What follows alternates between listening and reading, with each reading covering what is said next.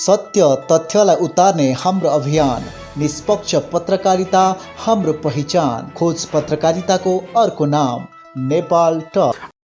आदरणीय दर्शक नमस्कार, म आनन्दपुर न्यास टेलिभिजनको विशेष प्रस्तुति नेपाल टकमा यहाँलाई स्वागत छ। यतिखेर नेपालमा चाहिँ सत्तासीन नेपाल कम्युनिस्ट पार्टी नेकपा, तत्कालीन समयमा चाहिँ नेकपा, अहिले भिन्न भिन्न पार्टी रहेर चाहिँ एउटा माओवादी केन्द्र, अर्को चाहिँ एमाले रहेको केन्द्रदेखि स्थानीय तहसम्म चाहिँ आफूलाई कम्युनिस्ट भनिने नेकपाको चाहिँ सत्ताको चाहिँ केन्द्रदेखि स्थानीय तहसम्म राज चलिराखेको छ। तर त्यही सत्तासीन नेपाल कम्युनिस्ट पार्टी नेकपा भनिने चाहिँ अहिले भिन्न भिन्न पार्टी रहेर आफ्नो दलभित्र किचङ्गोलो त छँदैछ नै, तर जनताका तमाम समस्याहरूमा उहाँहरूलाई चिन्ता र चासो नै छैन। त्यही नेपाल कम्युनिस्ट पार्टी नेकपाले आफ्नो रवैया यसरी देखाउँदै गर्दाखेरि उदाङ्गो हिसाबले जनतामा उहाँहरू नाङ्गिँदै जानु र अन्य साना दल जो कम्युनिस्ट आफूलाई पनि हामी पनि कम्युनिस्ट हौँ है भनेर भन्दै गरेका कम्युनिस्टहरू फेरि एकपछि अर्को ढङ्गले उदाउँदै गर्दाखेरि पछिल्लो समयमा अब नेपालमा कम्युनिस्टहरूको इतिहास र कम्युनिस्टहरूको आगामी दिनमा चाहिँ कस्ता खालका गतिविधिहरूले चाहिँ जनताले विश्वास गर्ने या त फेरि जनताहरूबाट नै कटेर जाने हो त भन्ने आजको विषयवस्तुमा आज हामी केन्द्रित रहनेछौँ। मैले प्रसङ्ग जोड्न चाहन्छु, सत्तासीन नेपाल कम्युनिस्ट पार्टीभित्रको चाहिँ प्रचण्डले प्रस्ताव गरेका केपी शर्मा ओली अहिले सत्तासीन छन् भने उहाँलाई नै प्रस्ताव गर्ने प्रचण्डले उहाँको खोइरो खन्दै हुनुहुन्छ। उहाँलाई कसरी सरकारबाट सत्ताबाट हटाउने र नयाँ सरकार गठन गरेर नयाँ खालको रणनीति तयार गरेर कसरी अगाडि बढ्ने भन्ने आज होइन भोलि होइन हरेक दिन उहाँहरू चाहिँ त्यही एक्सर्साइजमा लागिरहनु भएको छ। केही दिन अगाडि मात्रै शेरबहादुर देउपा, नेपाली काङ्ग्रेस सभापति शेरबहादुर देउपा र जसपाका महन्त ठाकुरलाई भेटेर प्रचण्डले अनौपचारिक रूपमा चाहिँ नयाँ सरकार र नयाँ सत्ता सञ्चालनको लागि एक्सर्साइज गरेको कुरा सर्वविदित छ। तर ती कम्युनिस्टहरू आफू बिचमा चाहिँ सत्तामा खिचातानी र कसरी सत्तामा पुग्ने भन्ने चाहिँ चलखेल गर्दै गर्दाखेरि केही समय अगाडि मात्रै प्रधानमन्त्री केपी शर्मा ओलीले संसद विघटन गर्नुभएको थियो र फेरि संवैधानिक सङ्कट देखा परिसके फेरि संवैधानिक निकायबाट नै संसद पुनर्स्थापना भएको थियो। त्यही संसद पुनर्स्थापना भएको र संसद विघटन भएको प्रसङ्गलाई लिएर भक्तपुरमा स्थापित नाम नेपाल मजदुर किसान पार्टीका सचिव यहाँका माननीय प्रेम शिवाले फरक मत राख्नुभएको थियो केही समय अगाडि मात्रै। उहाँले भन्नुभएको थियो संसद विघटन गरेको सही हो र जनतामा फेरि ताजा जनादेश लिन जानलाई कम्युनिस्टहरू र नेपालका दलहरू किन डराइराखेका छन् त, जाँदा के फरक पर्छ भन्ने खालका अभिव्यक्ति दिँदै गर्दाखेरि यिनै विषयवस्तु र भक्तपुरको समग्र विकास र भक्तपुरमा नयाँ खालको नेपाल मजदुर किसान पार्टीको भक्तपुर मात्र हो कि या त देशैभरि नयाँ सङ्गठन विस्तारमा छ त, यिनै विषयवस्तु र समसामयिक विषयवस्तुमा संवाद गर्नको लागि आज मैले भक्तपुरका माननीय प्रेम सुवालसँग अन्तर्वार्ता गर्न जमन गरेको छु। यहाँलाई कार्यक्रममा स्वागत छ। धन्यवाद। नेपाल मजदुर किसान पार्टी जो चाहिँ विगतदेखि तपाईँहरूको पार्टी स्थापनादेखि अहिलेसम्म हेर्ने हो भने तपाईँहरू कम्युनिस्ट नै हो, यसमा कुनै दुईमत छैन। तपाईँहरूका आचरण उठाइ बसाएर जनतामा तपाईँले गरेका क्रियाकलापले यो कुरालाई पुष्टि गर्छ। तर तपाईँहरू चाहिँ पार्टी स्थापनादेखि अहिलेसम्म कुनै पनि बेला तपाईँहरू सरकारमा जानुभएको छैन, तर सरकारमा चाहिँ संसदमा चाहिँ प्रतिनिधित्व हरेक पटक जनाइराख्नु भएको छ। यसो किन? संसदमा पार्टीको उपस्थिति भनेको जनताको प्रतिनिधि त्यहाँ पुग्ने हो र कम्युनिस्टहरूले बोल्सेविक पार्टीको इतिहास पढेको हुनुपर्छ। किन भन्दाखेरि मार्क्सवाद, लेनिनवाद र माओसेतुङ विचारधारालाई कम्युनिस्टहरूले मार्गनिर्देशक सिद्धान्त बनाएको हो भने लेनिनवादी नीति अनुसार कम्युनिस्टहरू संसदमा पुग्छन् तर पुँजीवादी सरकारमा जाँदैनन्। लेनिनले पनि त्यही गर्नुभएको हो। रुसको संसदमा जानुभयो र लेनिनको पार्टीका संसद सदस्यहरू सरकारमा जानु भएन, उहाँहरू अक्टोबर क्रान्तिको निम्ति तयार गर्नुभयो। त्यसकारण साँचो कम्युनिस्टहरू पुँजीवादी सरकारमा जाँदैनन् र मेन्सेभिकहरू भनेको रुसको नक्कली कम्युनिस्ट, उनीहरू पुँजीवादी सरकारको लुटपाट गर्ने पार्टी हुन्। त्यस्ता पार्टीहरू, त्यस्ता कम्युनिस्टहरू सरकारमा गएर लुटपाट गर्छन्। नेपालमा पनि त्यही भएको हो। जहाँसम्म तपाईँहरू आफू चाहिँ उहाँहरू चाहिँ तपाईँहरू बोल्सेविकतिर पर्नु उहाँहरूलाई अन्य दलहरूलाई चाहिँ तपाईँले मेल्सेविकको उदाहरण दिनुभयो कि के हो? नमुना चाहिँ त्यही हो। अब रुसको सन्दर्भमा अब बहुमत प्राप्त बोल्सेविक भएको, अल्पमत प्राप्त मेन्सेविक, तर नमुना चाहिँ त्यही हो। नेपालमा धेरै स्थानमा जितेका कम्युनिस्ट नाम गरेका पार्टीहरू ४६ सालपछिको आन्दोलनदेखि नै पुँजीवादी सरकारमा गएर कम्युनिस्ट भयो भने जनताको गुनासो हो, त्यो अहिले यथार्थ पनि देखिन्छ। र जहाँसम्म अब कम्युनिस्ट पार्टी चाहिँ सानो ठुलो भन्ने विषय त्यो सिद्धान्तसँग सम्बन्धित हुन्छ। सिद्धान्तनिष्ठ पार्टी भनेको त्यो ठुलै हुन्छ, त्यो सङ्ख्यामा आज सानो हुन्छ, तर जनताले सिद्धान्त बुझ्दै गएपछि, जनतालाई बुझाउँदै गएपछि त्यस्ता कम्युनिस्ट पार्टीहरू नै मुख्य हुन्छ। वास्तवमा सिद्धान्तहीन पार्टीहरू ठुलो भएर त्यसको काम हुँदैन भन्ने कुरा 2/3 प्राप्त गरेको कम्युनिस्ट सरकारले केही गर्न सकेन नि, त्यसले पुष्टि गर्छ। र साथसाथै अब एमाले माओवादीको संयुक्त चुनावी मोर्चा र संयुक्त सरकार, पार्टी एकता सिद्धान्तमा आधारित थिएन, भागबन्दामा आधारित थियो। भागबन्दामा आधारित भएको हुनाले अहिलेको परिणाम निस्क्यो। सिद्धान्तको निम्ति र देश र जनताको निम्ति संयुक्त चुनावी मोर्चा, संयुक्त सरकार, पार्टी एकता भइदिएको भए अहिलेको स्थिति आउँदैन। कसले बढी खाने जस्तो अहिलेको यो चाहिँ हो। उहाँहरूले चाहिँ सत्तामा जसरी चाहिँ मैले सुरुमा इन्ट्रीमा पनि भनेको के थियो भन्दाखेरि केन्द्र सरकारदेखि स्थानीय तहसम्म चाहिँ नेकपाको हालिमुहाली थियो। हजुर, त्यो सत्ताभित्र बसेर उहाँले राज्यलाई कति दोहन गर्नुभयो त्यसको भोलि इतिहासमा एउटा रेकर्ड रहला, त्यसको भोलि अर्को पुस्ताले खोजी गर्ला या नगर्ला, त्यसको फरक प्रसङ्ग छ। अर्को विषयमा छलफल गर्नु। जस्तो कि तपाईँहरू के छ भन्दाखेरि तपाईँले आफ्नो संसदमा उपस्थित जनाएदेखि केही समय अगाडिसम्म चाहिँ तपाईँले हरेक पटक आफ्ना पार्टीगत कुरा र आफ्नो फरक मत राख्दै आउनुभएको थियो। तर पछिल्लो घटनाक्रम जस्तो कि प्रधानमन्त्री केपी शर्मा ओलीज्यूले चाहिँ संसद विघटन गरेको कुरा लिएर तपाईँले चाहिँ त्यहाँ चाहिँ थोरै समर्थन जनाउनु भयो, यसलाई कसरी लिनुभएको? हामीले कुनै प्रधानमन्त्रीले संसद विघटन गरेकोलाई समर्थन र विरोध भन्दा पनि संसदीय व्यवस्थाको परम्परा अनुसारको कुरा गरेको। अब संविधानमा त्यो स्पष्ट उल्लेख भएन संसद विघटनको भन्ने कुरो उठ्यो। संसदीय व्यवस्थाको संविधान हो भने कार्यकारी राष्ट्रपति वा कार्यकारी प्रधानमन्त्रीलाई संसदीय व्यवस्थामा संसद विघटन गर्ने भरेको बन्दुक हुन्छ। त्यसकारण प्रधानमन्त्री बनाउँदा नै विचार गर्नुपर्छ कसलाई बनाउने, र संसदीय व्यवस्थाको परम्परा के हो भन्ने कुरा संसदीय व्यवस्थाका पार्टीहरूले त्यो बुझ्नुपर्छ।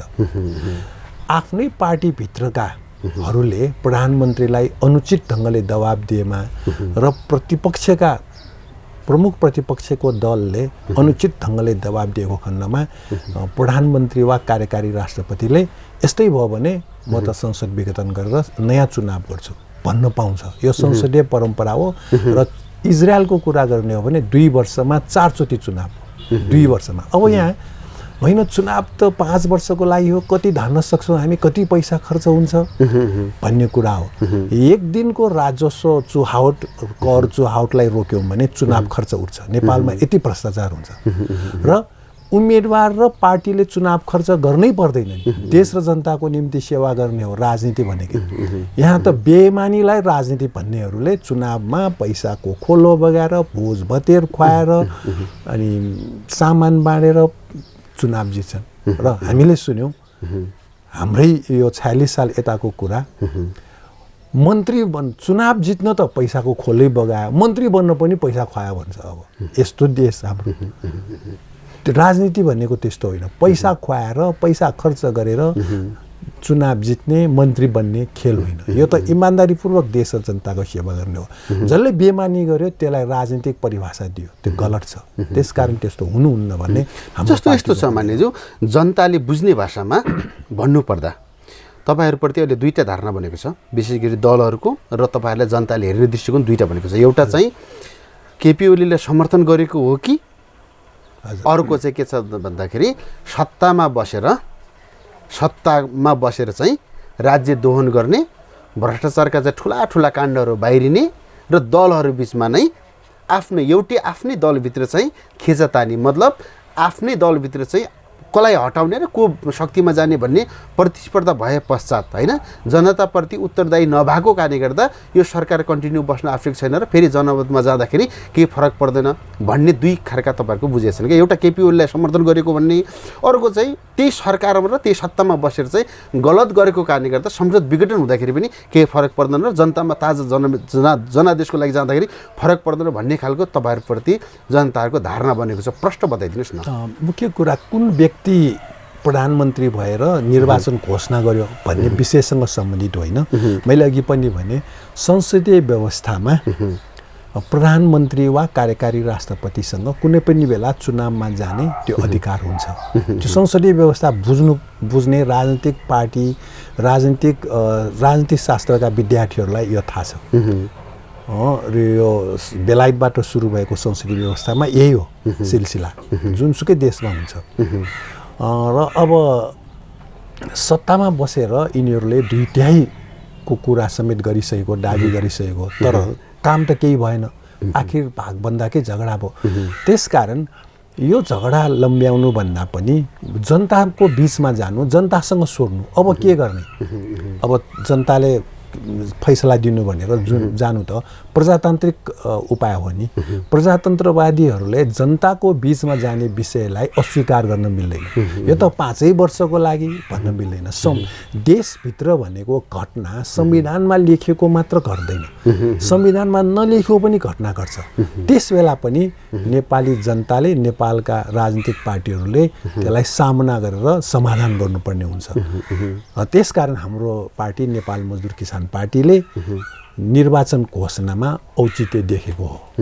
जस्तो यसमा यस्तो देखिन्छ नि यसको किचङ्गोल जहाँबाट सुरु भयो नि अहिले त बिचमा चाहिँ प्रधानमन्त्रीज्यूले चाहिँ जुन खालको संवैधानिक सङ्कट देखा पारेर अहिले जुन खालको राजनीतिक व्यवस्था नै तपाईँको राजनीतिक सङ्कट र संवैधानिक सङ्कट जुन खालको देखा परेर अहिले नेपालका दलहरूमा तहस नहस भएको छ यसको जड हेर्ने हो भने त पार्टीभित्र नै विशेष गरी एउटा अध्यक्ष पुष्पकमल दाहाल प्रचण्ड अर्को अध्यक्ष केपी शर्मा ओली बिचमा केही लेनादेनामा नै नमिलेपछि यो किचलो सुरु भयो र उहाँहरूकै भित्र जस्तो प्रधानमन्त्री केपी शर्मा ओलीलाई नै सत्ताच्युत गर्ने राष्ट्रपति विद्यादेवी भण्डारीलाई पनि सत्ताच्युत गर्ने खालको योजना प्रचण्डहरूले बनाएपछि चाहिँ यो खालको स्थिति पैदा भयो भन्ने खालको एक तर्क छ भने अर्को तर्क के छ भन्दाखेरि केपी शर्मा ओलीले असंवैधानिक कु गरे मतलब आफूलाई चाहिँ तानाशाही साबित गरे भन्ने अर्को तर्क छन्।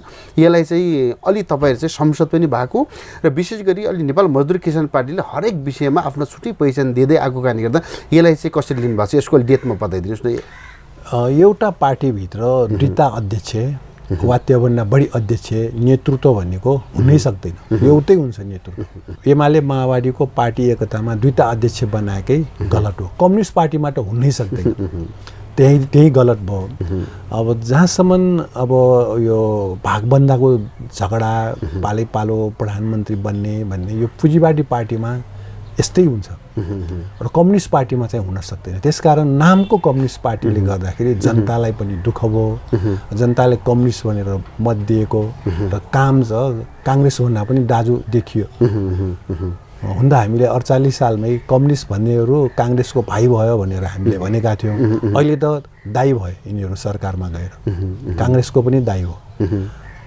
त्यसकारण हामीले यो देशको यो अन्यल स्थिति राख्नुभन्दा बरु जनताको बिचमा जनतासँगै छोड्ने अब जनतालाई फैसला गर्न दिने चुनावमा ठिक किन अब अहिले संसद पुनर्स्थापना भयो प्रतिनिधि सभा पुनर्स्थापना भयो प्रभावकारी ढङ्गले चल्नै सकेन।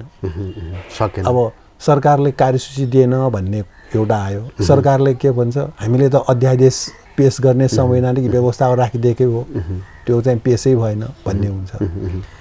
र अझै पनि अब समय बाँकी छ। सबैलाई बोल्न दिने के गर्दा निकास आउँछ।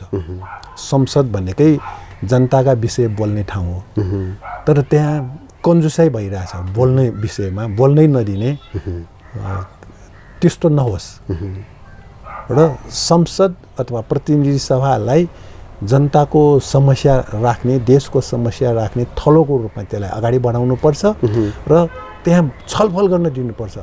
आधा घन्टा 1 घन्टा चलाएर होइन आधा दिन चलाउने 2 मिनट 3 मिनट होइन बोल्न दिने, कसरी निस्किन्छ बोलौँ भनेर धेरैलाई बोल्न दिएपछि अनि एउटा समाधान आउँछ। जनताले पनि बुझ्छन् कसले के बोल्यो भन्ने कुरा।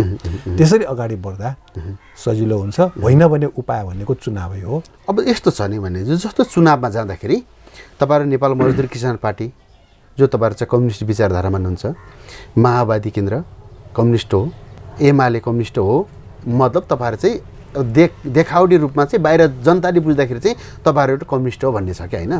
यसलाई चाहिँ सतगत रूपमा हेर्दाखेरि तपाईँले चाहिँ फेरि चुनावमा जानुपर्छ, चुनावमा जाँदा राम्रो छ भन्दाखेरि नेपाल मजदुर किसान पार्टीको एउटा आफ्नै अवस्था होला। माओवादी पनि दुईवटा देखियो, बादलसम्म केपीतिर गइदियो। एमालेमा पनि झन् दुईवटा पार्टी कार्यालय नै खोलेर दुईवटा फरक फरक ढङ्गले केपी शर्मा ओली जी एकातिर लम्किरहनु भएको छ भने माधव नेपाल झलनाथ खनाल लगायत अर्कोतिर लम्किरहनु भएको छ। यदि तपाईँको भनाइलाई आधार मान्ने हो र प्रधानमन्त्रीज्यूको केही पछिल्ला कदमलाई हेर्ने हो भने ढिलो चाँडो चुनाव त होला नि होइन। चुनाव हुँदाखेरि नेपालमा कम्युनिस्टहरूको अवस्था तपाईँले के देख्नु भएको छ त? यिनीहरू त अलि स्थिति त अलिक खराब बन्दै गएको जस्तो देखिन्छ होइन त? अब सिद्धान्तहीन एकता भन्दा फुत राम्रो भनिन्छ। सिस्नो रोपेर तुलसी उम्रिन भन्ने नेपाली उखान पनि छ। अब भाग बन्दा र कम्युनिस्ट भएर कम्युनिस्ट दाबी गर्नेहरू को स्थिति यस्तै हुन्छ। जनताले बुझेपछि यो हिजो नभए पनि आज हुन्छ, त्यो स्पष्ट हुन्छ, भोलि त झन् स्पष्ट हुन्छ। जनताले त्यस्ता अवसरवादी र संशोधनवादीहरूलाई ठाउँ दिँदैन। त्यो त स्पष्टै हो नि। त्यसको मतलब त काङ्ग्रेस नै हाबी हुन्छ भन्ने होइन र? फेरि काङ्ग्रेसले पनि 40 सालपछि सरकारमा गएर के राम्रो गरेर झन् भएको सार्वजनिक संस्थानहरू निजीकरण भनेर कौडीको मोलमा बेचिदियो। खास हुनुपर्ने भनेको सामाजिकीकरण हो। अब काङ्ग्रेसले पनि समाजवादको कुरा गरे हो, तर समाजवादको कुरा गर्ने अनि सामन्त र केही पुँजीपति वर्गलाई हातमा लिएर पार्टी अगाडि बढाएर सरकारमा जाने, हिजो उसले गरेकै काम त्यही हो। त्यसैको परिणाम काङ्ग्रेस चाहिँ चुनावमा अगाडि नबढेको हो। त्यसकारण जनताले सबैलाई परीक्षण गर्दै जान्छ के पार्टीहरूलाई। गलत गर्ने पार्टीलाई फेरि जनताले अगाडि बढाउने। अब यस्तो देखिन्छ त्यसो तपाईँको भनाइले कतातिर सङ्केत गर्नुभएको होला भन्दाखेरि कम्युनिस्टको नाममा चाहिँ कम्युनिस्ट हुँदै जाँदाखेरि अलि ओरिजिनल कम्युनिस्ट भनौँ न होइन, अलिकति जनताको पक्षमा सेवा गर्ने, जनताको पक्षमा काम गर्ने कम्युनिस्टहरू चाहिँ अगाडि बढ्ने दिन आयो भन्नुको मतलब चाहिँ अब यी अहिले सत्तासीन कम्युनिस्ट विशेष गरी नेपालमा रहेका ठुला दल माओवादी र एमालेहरूले आफ्नो चरित्र देखाउँदै जाने र उहाँहरूले आफ्नो कम्युनिस्ट चरित्र नदेखाएर कम्युनिस्ट चरित्र देखाउने हो भने अन्य साना दल, अहिले नेपालमा रहेका साना दल कम्युनिस्टहरूको चाहिँ दिन फिर्न थालेका हुन् भन्नेतिर सङ्केत गर्नुभयो। मतलब नेपाल मजदुर किसान पार्टीले चाहिँ अबको नयाँ रणनीतिले अगाडि बढ्छ भन्न खोज्नु भएको हो? त्यो त जनताले सबैले समीक्षा गरेकै हुन्छ नि। जनतालाई हामीले कम आकलन गर्नुहुन्न। जनताभित्र पढे लेखेका बुद्धिजीवी, शिक्षक, कर्मचारी, मजदुर, किसान सबै छन् र सबै जनताले आकलन गरिरहेको हुन्छ कि अब देशलाई कसरी अगाडि बढाउने, कुन पार्टीले सरकारमा गएर के गरे, अब हामीले के गर्ने, त्यो त भइहाल्छ। त्यो स्वाभाविक कुरा हो। यो हामीले रोकेर रोकिने विषय होइन। मतलब जनताले माग गरे भने जनताको आवश्यकता अनुसार हामीहरूले चाहिँ आफ्नो राजनीतिक गतिविधिलाई चाहिँ सकारात्मक ढङ्गले अगाडि बढायौँ भने त्यो पनि सम्भावना छ भन्न खोज्नु भएको। समग्रमा अहिले चाहिँ नेपालमा रहेका कम्युनिस्टहरूमा चाहिँ तपाईँहरू पनि कम्युनिस्ट, अन्य कम्युनिस्टहरूमा फरक के र तपाईँहरू चाहिँ किन कम्युनिस्ट भएर पनि सत्तामा किन जानुहुन्न होइन, सरकारमा किन जानु हुँदैन भन्ने विषयवस्तु र अहिले पछिल्लो समयमा चाहिँ संसद विघटनको विषयवस्तुमा हामीले छलफल गर्दै जाँदाखेरि तपाईँको भनाइलाई आधार मानियो भने संसद विघटन ठिक हो र नयाँ ताजा जनादेशमा जानलाई नेपाल मजदुर किसान पार्टी पनि तयार छ भन्न खोज्नु भएको हो? हो, संसदीय व्यवस्थाको परम्परै हो। त्यो संसद विघटन हुन्छ र हिजो भयो, भोलि पनि हुनसक्छ, फेरि पनि हुनसक्छ। यो संसदीय व्यवस्थामा यो हुन्छ नै, परम्परै हो। यो परम्परा नै हो, परम्परै हो। यसलाई रोकेर रोकिन्न। यो संविधानमा भएको नभएको भनेर रोकिन्न। संविधानमा सबै कुरो लेखिएको पनि हुँदैन। त्यस्ता घटनाहरू घट्छ। त्यस्तो घटना घट्दाखेरि सामना गर्नै पर्छ र जनताको बिचमा जाने भनेको त्यसलाई अस्वीकार गर्ने त प्रजातन्त्रवादी नै हुँदैन। प्रजातन्त्रवादी दाबी गर्ने अनि जनतासँग सोधौँ भन्दाखेरि नाइम भन्ने, त्यो त हुनै सक्दैन। त्यसकारण स्पष्टै कुरा हो यो। तपाईँहरूको स्पष्ट कुरा हो। हजुर। आदरणीय दर्शक, यति बेला चाहिँ दक्षिण एसियाकै सफा सहर मानिने भक्तपुरमा आज हामीले संवाद गरिराखेका छौँ। यति बेला चाहिँ प्रेम सुवालको भनाइलाई आदर मान्ने हो भने यदि सत्तामा बसेर शक्ति देखाएर जनताप्रति उत्तरदायी नहुने र राज्यलाई मात्रै दोहन गर्ने हो भने कम्युनिस्टको नाममा कम्युनिस्ट नै रहँदैनन् र कम्युनिस्ट कम्युनिस्ट हुन्छन् भनेर भन्दै गर्नुभएका हाम्रा अतिथिज्यूको भनाइलाई आदर मान्दाखेरि उहाँले भनेका र अहिले पछिल्ला गतिविधि कम्युनिस्टले देखाएका चरित्र र गतिविधिले चाहिँ कता कता हो कि भन्ने जनतालाई पनि भान पर्दै गएको छ। अब भक्तपुरको विकास र नेपाल मजदुर किसान पार्टीको आगामी दिनका कार्ययोजना के कस्ता छन् त भन्ने विषय बारेमा थप चर्चा गर्नेछौँ। अहिलेलाई यो छोटो व्यापारिक विश्राम। नेपाल टक। यो छोटो व्यापारिक विश्रामपछि यहाँलाई पुनः स्वागत गर्न चाहन्छु। अब यस्तो छ मान्यज्यू, तपाईँले यति धेरै भन्दै गर्दाखेरि नेपाल मजदुर किसान पार्टी केही समय तपाईँलाई विगतलाई हेर्ने हो भने प्राय माओवादी भएका एमालेमा आएका कयौँ सिनियर नेताहरू चाहिँ मजदुर किसान पार्टीको सदस्यता लिएर नेपाल मजदुर किसान पार्टीबाट नै अगाडि बढेर अहिले फरक दलमा हुनुहुन्छ। खैर तपाईँहरूको चाहिँ मजदुर किसान पार्टी भक्तपुरमा मात्र सीमित छ भनेर जनताहरूले केही मान्छेहरूले तपाईँहरूलाई चाहिँ भन्दै गर्दाखेरि नेपाल मजदुर किसान पार्टी त कुनै समयमा त देशैभरि थियो। अहिले पछिल्लो समयमा नेपाल मजदुर किसान पार्टीको राजनीतिक सामाजिक होइन तपाईँहरूको अवस्था के छ त अहिले? हामीले संसद सदस्यको उम्मेदवारी दिँदा 50 जिल्लाभन्दा बढी जिल्लामा हाम्रो उम्मेदवारी थिए र हाम्रो राष्ट्रिय सम्मेलनमा पनि 50-60 जिल्लाका प्रतिनिधिहरू आउनुभएको थियो र हाम्रो चुनावमा अहिले पनि स्थानीय तहमा केही जिल्लामा हाम्रा साथीहरू निर्वाचित हुनुभएको छ र जुम्ला, कालीकोट, दैलेख, जुम्ला र दैलेखबाट हामीले संसद सदस्य पनि जिताएकै हौँ। कालीकोटमा हामी 48 सालमै जित्ने थियो, त्यहाँ चुनावै स्थगित गरिदियो 48 सालमा केही गाविसमा। त्यसले गर्दाखेरि अब स्थगित भएपछि फेरि सबै एक भएर हामीलाई हराउने काम भयो र राजनीतिमा हामीले अहिलेसम्म अनुभव गरेको नेपाल मजदुर किसान पार्टी विरुद्ध सबै एक हुने। भक्तपुरमा पनि त्यही भयो, स्थानीय चुनावमा सबै एक भयो। आफ्नो आफ्नो दृष्टिकोण र विचार चाहिँ जनतालाई दिएर उठाउने होइन कि नेपाल मजदुर किसान पार्टीलाई हराउन हामी सबै एक हुनुपर्छ भनेपछि त भोलि यो नेपालै किन राख्ने, नेपाल मजदुर किसान पार्टीलाई नेपाल राख्ने भन्छ, हामी त बेच्दिउँ भन्छ यिनीहरूलाई। त्यसो त गर्न पाइँदैन। त्यसकारण हामी अन्तिम दमसम्म गलत कुराको विरोध गर्छौँ, लड्छौँ र हामी राजनीतिलाई राम्रो काम गर्ने रूपमा लिन्छौँ र अहिले अब यो 46 सालपछि जति भ्रष्टाचार बढ्यो, महँगी बढ्यो, पक्षपात बढ्यो, त्यसको विरुद्धमा हामी लडिरहेका छौँ। अब शिक्षा स्वास्थ्य निःशुल्क हुनुपर्ने अहिलेसम्म गरेन। अब निजी अस्पतालले अन्तर्राष्ट्रिय स्तरको उपचार दिने भनेर दाबी गरिरहेको अवस्थामा वीर अस्पतालमा करोडौँ रुपियाँको सामान प्रयोगै नगरी बिगार्यो भनेर आएको छ। अहिले स्वास्थ्य मन्त्रीले अस्ति इन्टरभ्यू दिनुभयो, अरौँ रुपियाँको सामान स्वास्थ्य सामग्री किनेको पोकै खुल्या छैन। कसले किन्यो त्यो पोका किन खुलेन स्थिति यो छ। अब गाउँ गाउँका सरकारमा गएका पार्टीका स्थानीय तहदेखि प्रदेश सङ्घका प्रतिनिधिहरू, कार्यकर्ताहरू अहिले कारोबारी भनेर आएको छ। कोही डोजर मालिक, कोही टिप्पर मालिक होइन।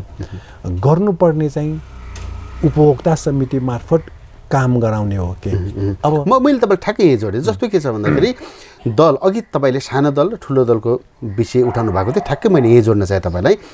ठुलो दल जो चाहिँ अघि हामीले सुरुमा राखेको नेपाल कम्युनिस्ट पार्टी नेकपा, अहिले खैर फरक फरक नाममा छ, उहाँहरूको संयुक्त चाहिँ चुनावी मोर्चाबाट नै एउटा मत आएको न हो होइन।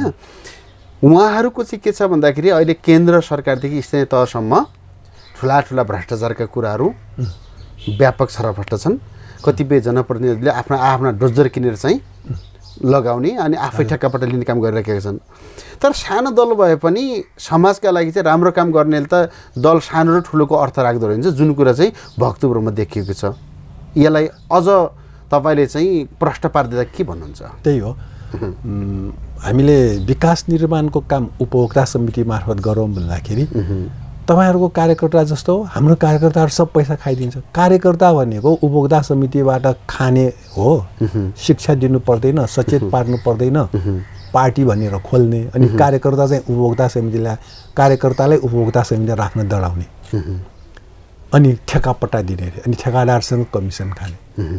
यसरी सरकारमा जाने पार्टीहरूको गलत काम भइरहेको छ। आफ्नो कार्यकर्तामाथि विश्वास छैन, ठेकादारमाथि विश्वास छ सरकारमा जाने पार्टीहरूलाई। त्यसकारण त्यस्ता पार्टीहरू सङ्ख्याले ठुलो भएर हुँदैन। पञ्चायतले पनि देशभरि सबै नेपाली पञ्च भनेर 30 वर्ष शासन गरे, टिकेन नि। त्यसकारण सङ्ख्याले ठुलो भएर भएन। शिक्षा दीक्षा भएका सांस्कृतिक स्तर उठेका कार्यकर्ता चाहिन्छ। भ्रष्टाचार गर्नु हुँदैन, पक्षपात गर्नु हुँदैन, निर्बल्य निर्धालाई अन्याय गर्नु हुन्न भन्ने खालका कार्यकर्ताहरू भएको, नेताहरू भएको चाहिन्छ। अब मन्त्रीदेखि सबैको भ्रष्टाचारको समाचार बाहिर आएको छ, अनि त्यसपछि त्यही कुरो कार्यकर्ताले सिक्ने भयो। त्यस्ता पार्टी ठुलो भएर देश र जनताको अर्थ राख्दैन। त्यसो त यस्तो छ भने त विगतलाई हेर्ने हो भने राणाहरूको देशै थियो। हजुर, अहिले राणाहरू एउटा कुनामा सीमित रहनुहुन्छ। खैर, मैले उहाँहरूप्रति अलिकति अर्को शब्द प्रयोग गरेँ, म माफी चाहन्छु, मैले यथार्थ भनेको। त्यसै गरी राज संस्था जो चाहिँ वर्षौँदेखि होइन, 1 वर्ष 2 वर्ष वर्षौँदेखि राज संस्था नेपालमा हाबी भयो। अहिले राज संस्था पनि एउटा कुनामा गएर थन्किनु परेको छ। नेपालमा रहेका कम्युनिस्टहरू जो अहिले सत्तामा रहे, उहाँहरू पनि कम्युनिस्टहरू सत्तामा आएको धेरै समय भएको छैन र सत्तामा पुगेर यति चाँडै आफ्नो औकात देखाउन् भन्ने जनताले सोचेका पनि थिएनन् होइन। अहिले तपाईँहरूलाई पछिल्लो समयमा एउटा राजनीतिक हिसाबले, रणनीतिक हिसाबले तपाईँलाई एउटा आक्रमण गरियो, जुन चाहिँ तपाईँहरूलाई चाहिँ अहिले जसको फलस्वरूप तपाईँ संसदमा पनि एउटा छुट्टै कुर्सीमा छुट्टी ठाउँमा बस्नु परेको छ होइन। जनताको चाहिँ 3% मत हुनुपर्ने भन्ने खालका अर्को खालको बखेडा झिकेर अहिले तपाईँलाई चाहिँ अलिकति कुर्सी नै फरक दिने गरिएको छ। यसले के देखिन्छ त भन्दाखेरि अहिले केही समयलाई चाहिँ कम्युनिस्टहरूले केही मजाक गरे तापनि भोलि इतिहासमा त यही नै रहला, यही नै रहिरहेको छ र भोलि यो कसैले कुरा नै उठाउँदैन भन्ने त पक्कै पनि होइन होला। आगामी पुस्तालाई चाहिँ नेपालमा रहेका कम्युनिस्टले यसो गरे भन्दै गर्दाखेरि मेसेज के जान्छ त भने कि यसको त मेसेज त पक्कै पनि तपाईँ पनि संसदमा हुनुहुन्छ, संसदमा रहेर सरकारमा रहेर सत्तामा रहेर गरेका कम्युनिस्टहरूले गरेका क्रियाकलापहरू त कम्युनिस्टहरू यस्ता हुन्छन् त। यो अहिलेका कम्युनिस्टहरूको बारेमा त अलि फरक बुझ्यो नि त जनताले होइन र। यसलाई र नेपाल मजदुर किसान पार्टी र अन्य कम्युनिस्ट र नेपाल मजदुर किसान पार्टी बिचको फरक के देखियो, के छ त यो भनिदिनुहोस् न। हो, अब पालो सरकारमा गएर सरकार राम्रोसँग चलाउन नसक्ने, देश र जनताको हितमा काम नगर्ने नेपाल मजदुर किसान पार्टीले 2-4 जना बढी संसद लिएर आयो भने हामीलाई गाह्रो हुन्छ भनेर 3% को मत लगाएर मत सीमा लगाएर हाम्रो प्रतिनिधिलाई रोक्ने जस्तो हो। यो 3% को मत सीमा नभएको भए हामीले पाएको समानुपातिकबाट 1 जना प्रतिनिधि हाम्रो थपिन्थ्यो, हिसाबबाट आउँछ त्यो थपिनेलाई चाहिँ यिनीहरूले रोक्दियो। आफ्नो हालिमवारी गर्न नपाइएला, विरोधको आवाज बढ्ला भनेर यो रोकिदिएको हो। यो प्रजातन्त्र विपरीत काम हो। जनताले त हामीलाई मत दिएको हो समानुपातिकमा 1 जना जानु भनेर, तर यिनीहरू काङ्ग्रेस एमाले माओवादी मिलेर हामीले रोकेको। त्यो पनि भाग आफूले लिएर उनीहरूले नै खाएको। त्यो गलत हो। त्यो उनीहरूको प्रतिनिधि होइन, हाम्रो प्रतिनिधि हो, जनताले दिएको। त्यसकारण त्यस्तो गर्नुहुन्न भनेर हामीले अहिले पनि भनिरहेका छौँ। अब यहाँ पानीको समस्या छ, उपत्यकामा सरसफाइको समस्या छ, धुलो धुवाँको समस्या छ, अपराधको सङ्ख्या बढ्दो छ, गाडी जाम छ, पेट्रोल डिजेल कति बलिरहेको होला गाडी जाममा, कति देशलाई नोक्सान होला।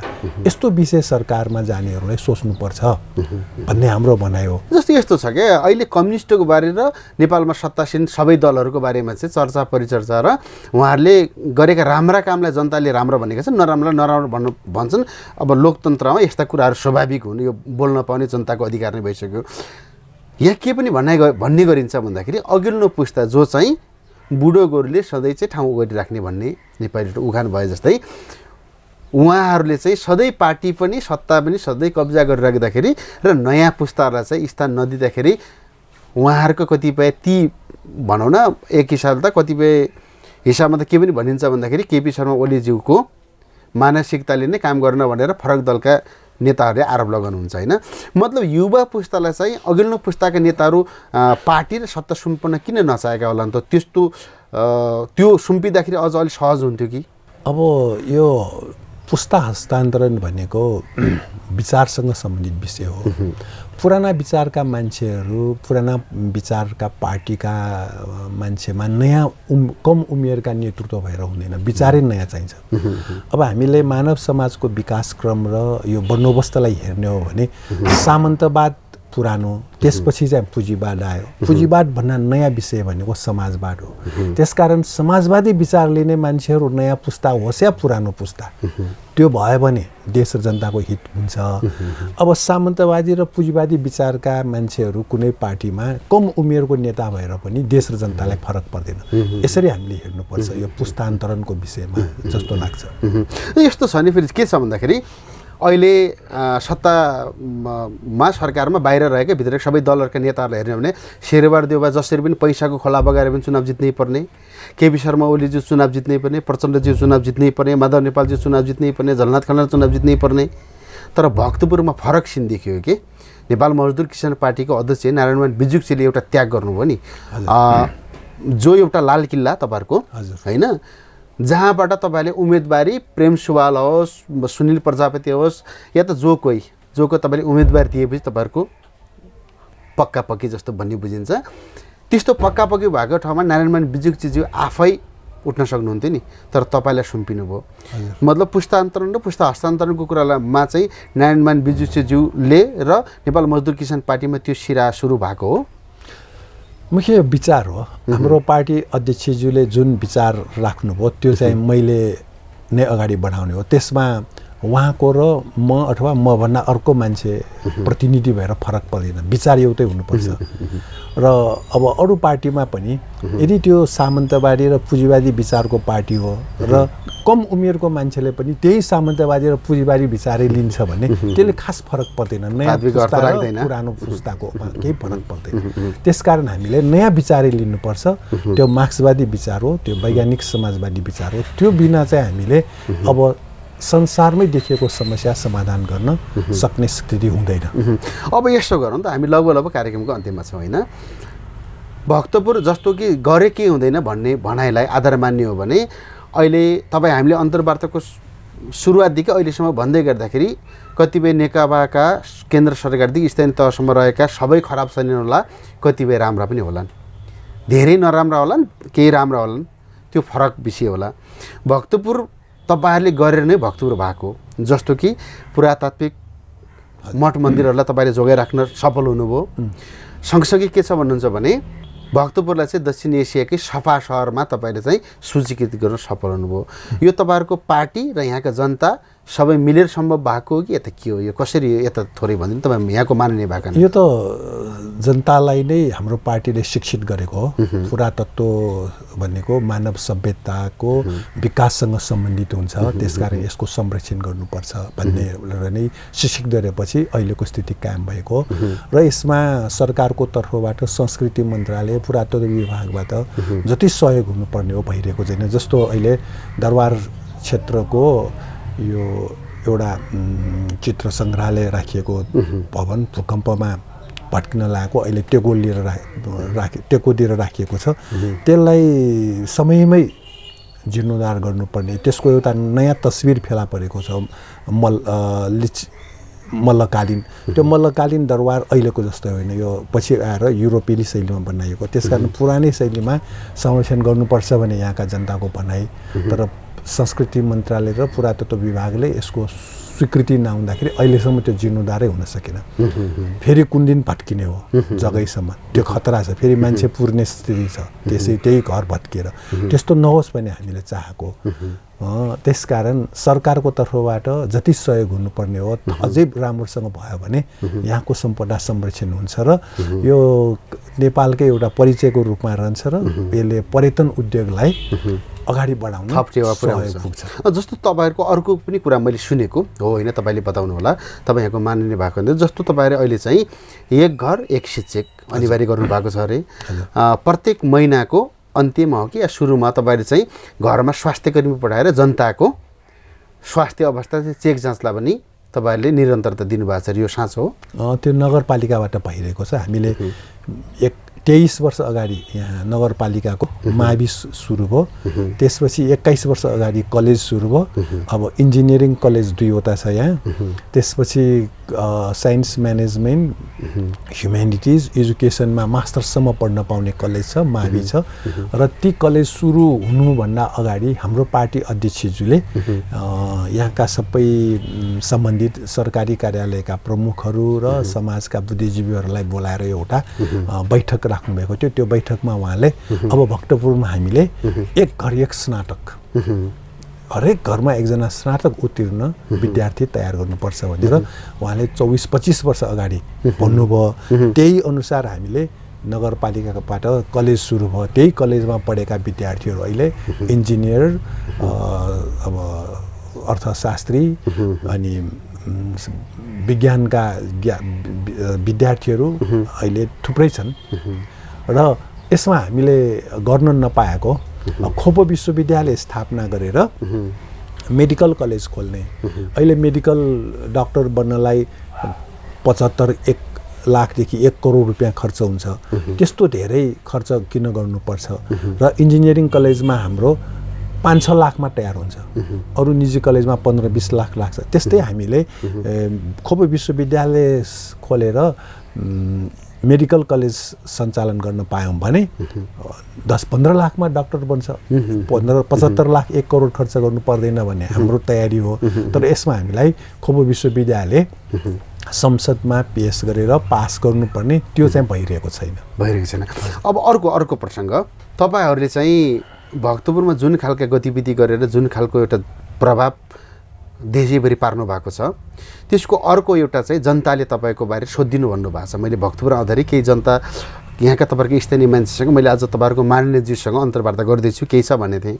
तपाईँहरूको इतिहासलाई हेर्ने हो भने तपाईँहरूको एउटा लामो आन्दोलन, एउटा आन्दोलनले नेपाल मजदुर किसान पार्टी भक्तपुरमा इस्टाब्लिस भएको हो।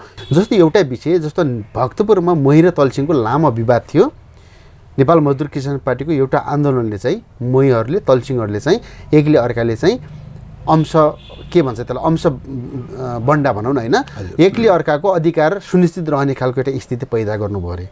तर तथापि अन्य थुप्रै मुद्दाहरू अझै पनि यहाँ ओझेलमा परेका छन्। त्यसलाई तपाईँले क्लियर गर्न सक्नुहुन्छ कि हुन्न? त्यो त अब सरकारले गर्ने हो, त्यो अधिकारै सरकारको छ। हामीले आवाज उठाउने हो। अब भूमि समस्या समाधान गर्नलाई जोत्नेलाई भूमि वितरण गर्नुपर्छ, त्यो बाहेक अर्को उपाय छैन। नत्र यो सामन्त र पुँजीपति वर्गहरूले अहिले भूमि खरिद गरेर तन्नै राखेको हामी सुन्छौँ। भूमि भनेको त्यसरी तन्नै किनेर राख्ने होइन, त्यहाँ उत्पादनको काममा जसले उत्पादनको काम गर्छ उनीहरूलाई वितरण गरेर अगाडि बढाउने हो। त्यो काम सरकारले मात्र गर्न मिल्छ। हामीले यो कुरा राखेका छौँ। र जहाँसम्म मोही तल्सिङको विषय छ, अगाडि मोहीलाई धेरै गाह्रो थियो, मोहीको अधिकार कम थियो।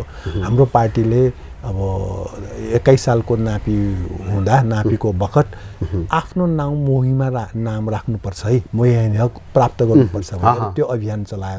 मोहीको नाम त्यहाँ उल्लेख भयो र पछि गएर मोही र जग्गाधनीको आधा गर्ने बन्दोबस्त भयो। मोहीले आधा पायो, नत्र जसले नाम लेखाउन पाएन उसले आधा पनि पाएन, सबै जग्गाधनीको हुने भयो। नाम लेखाउनेले आधा पायो। पछि मोहीलाई 25 रोपनी भन्दा बढी भयो भने मोहियानी हक नामसारी हुँदैन भन्यो। मोहियानी हक भनेको आधा जग्गाधनीको भएपछि 12.5 रोपनी हुन्छ। 12.5 रोपनी पनि आफ्नो नहुने मोही भूमि सम्बन्धी ऐनमा लेखिदियो। त्यो विषय पनि हामीले संसदमा धेरै उठाएपछि अहिले त्यो संशोधन भयो।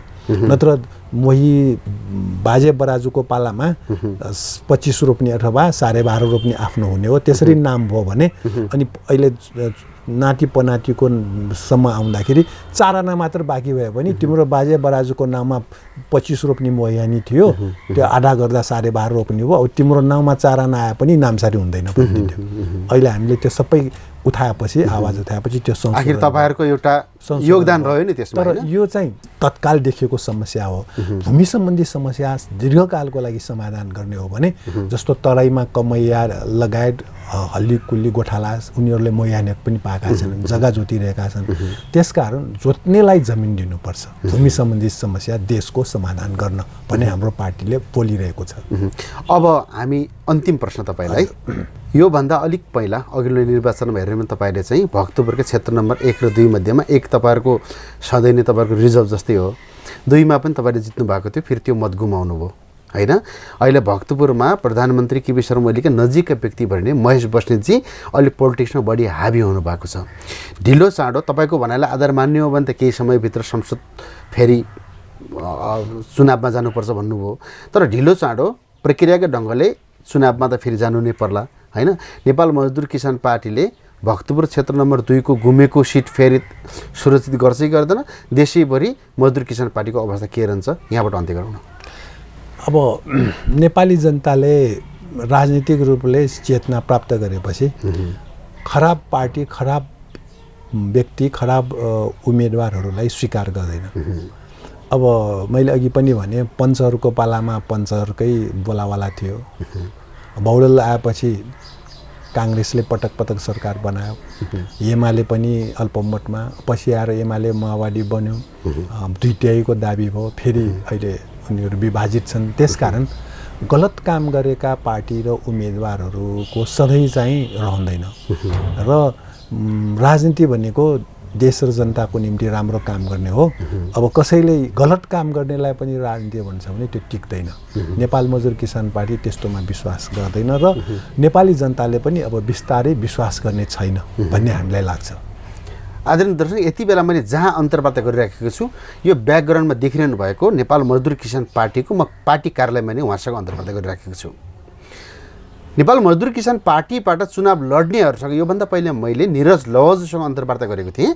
उहाँले के भन्नुभएको थियो भन्दा, चुनावमा अघि हामीले संवाद गर्दाखेरि पनि चुनावमा उठ्नको लागि पैसाको खोला बगाउने, पैसा नफ्याँकेसम्म टिकट नपाइने र टिकट पाइसकेपछि पनि पैसाको खोला नबगाएसम्म चुनाव जित्दिँदैन गरे नि त भनेर प्रश्न गर्दा उहाँले के भन्नुभएको थियो भन्दा, हाम्रो त्यसो हुँदैन, पार्टीले टिकट दिन्छ र कति खर्च गर्ने भन्ने पनि पार्टीले त्यो सिस्टम बनाएको छ। पार्टी सिस्टमभन्दा हामी बाहिर गएर चुनाव लड्दैनौँ पनि खर्च गर्दैनौँ पनि उहाँले भन्नुभएको थियो। आज मैले प्रेम सुवालज्यूसँग अन्तर्वार्ता गर्दाखेरि पनि धेरै कुरा तपाईँले बुझिसक्नुभयो होला। भक्तपुरको राजनीति अर्थात् नेपाल मजदुर किसान पार्टी र अन्य दलमा फरक के छ त। नेपाल मजदुर किसान पार्टीले अहिले भक्तपुरमा जुन खालको बीजारोपण गरेको छ, अघि हामीले संवाद गर्दाका दक्षिण एसियाको सबैभन्दा सफा सुकर सहर, घरमा तपाईँ यदि बिरामी हुनुहुन्छ घर घरमा स्वास्थ्यकर्मी पुर्याउने, प्रत्येक घरमा चाहिँ एकजना मास्टर्स गरेको मतलब एकजना शिक्षक उत्पादन गर्ने, यी विषयवस्तु बोली मात्र होइन व्यवहारमा पनि लागू गरिसकेका छन्। नेपाल मजदुर किसान पार्टी खैर सानो पार्टी होला, भक्तपुरमा सीमित होला भन्ने यदि तपाईँहरूलाई लाग्छ भने पनि यदि कुनै तपाईँहरूलाई यदि समय छ भने राजनीति गर्छु भन्ने आँट गर्नु भएको छ भने भक्तपुरमा आएर नेपाल मजदुर किसान पार्टीबाट केही सिक्ने कि मेरा अतिथि र मेरा प्राविधिक मित्र हामी सबैलाई बिदा दिनुहोस्। थप विषयवस्तु र थप प्रसङ्गलाई अर्को दिन थप विषयमा चर्चा गर्छौँ। अहिलेलाई बिदा दिनुहोस्। हस्त, धन्यवाद, नमस्कार।